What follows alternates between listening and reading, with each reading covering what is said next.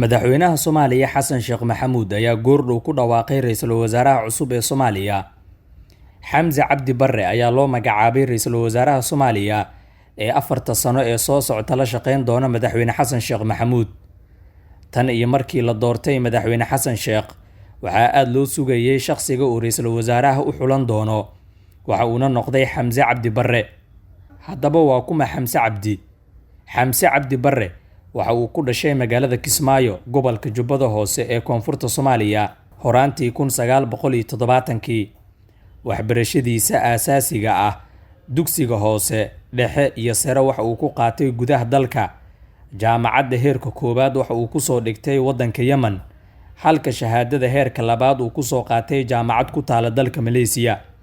Waxa uu ahaa xildhibaan ka tirsan Golaha Shacabka ee Baarlamaanka Soomaaliya oo laga soo doortay Jubbaland. Wuxuu xubin ka yahay xisbiga nabadda iyo horumarinta ee uu hoggaanka u hayay madaxweyne Xasan Sheekh Maxamuud, kaasoo uu horey uga soo noqday xoghaye. Inkastoo uu shaqooyin kala duwan ka soo qabtay xafiisyada dowladda federaalka ee Soomaaliya, magaciisa waxa uu si weyn u soo shacbaxay markii uu noqday guddoomiyaha guddiga doorashada ee Jubbaland intii u dhaxaysay 2019 ilaa 2020. Intii u dhaxaysay 2014 ilaa 2015 waxa uu la taliyaha dhinaca maamulka ah u ahaa guddoomiyihii gobolka Banaadir ahaana duqii magaalada Muqdisho ee xilligaasi Xasan Maxamed Xuseen Muungaab. Howlaha kale ee uu Xamse soo qabtay waxaa ka mid ah in uu la taliye sare ka soo noqday wasaaradda arrimaha dastuurka iyo federaaleynta. Xamse Cabdi Barre oo ahaa xildhibaan ka tirsan baarlamaanka Soomaaliya ayaa waxay qaraabo dhow yihiin madaxweynaha Jubbaland Axmed Maxamed Islaam Madoobe.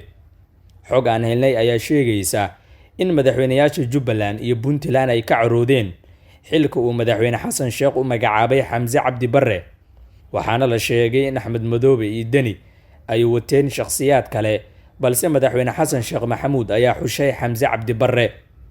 Madaxweynaha Soomaaliya Xasan Sheekh Maxamuud ayaa hadda yeelan doona mucaarad badan, kuwaasi oo waayay xilka ra'iisul wasaaraha. Haddaba daawade aragtidaada, madaxweyne Xasan Sheekh Maxamuud muddo xilidkiisa ma la dhammaysan doonaa ra'iisul wasaaraha cusub ee Soomaaliya Xamse Cabdi Barre? waxaan si waafaqsan qodobka 9aad faqradiisa da ee dastuurka ku-meelgaarka ee Jamhuuriyadda Federaalka ee Soomaaliya Jamhuuriyadda Federaalka Soomaaliya xilka ra'iisul wasaaraha xukuumadda Federaalka Soomaaliya u magacaabay mudane Xamse Cabdi Barre oo garabkayga midigta taagan. waxaan go'aankan ku saleeyay markaan eegay aqoonta waayo aragnimada iyo kartida aan ku aqaano mudane Xamse, ayaan u gartay in uu yahay qofka ku habboon oo ka bixi kara xilkaas cusub iyo Soomaaliyada cusub ee waayaha cusub ku jirta intaba.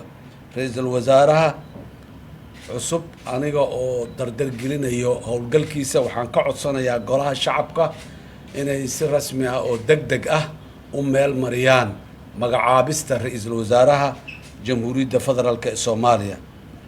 waxaanan kula dardaarmayaa ra'iisul wasaaraha in uu dardar geliyo kuna mashquulo aadna oo u howlgeliyo arrimaha hortabinta leh ee xukuumadda cusub ee Jamhuuriyadda Federaalka ee Soomaaliya, kuwaas oo ay hortabintooda ugu horeyso amniga, gurmadka abaaraha, heshiisiinta, horumarinta bulshada, ka hortagga dhibaatooyinka iyo aafooyinka ay sababaan cimilada isbedelaysa, iyo daryeelka guud ahaan dadka Soomaaliyeed, isla markaasna uu ka shaqeeyo horumarinta cilaaqaadka caalamiga ah ee Soomaaliya ay la leedahay adduunyada inteeda kale.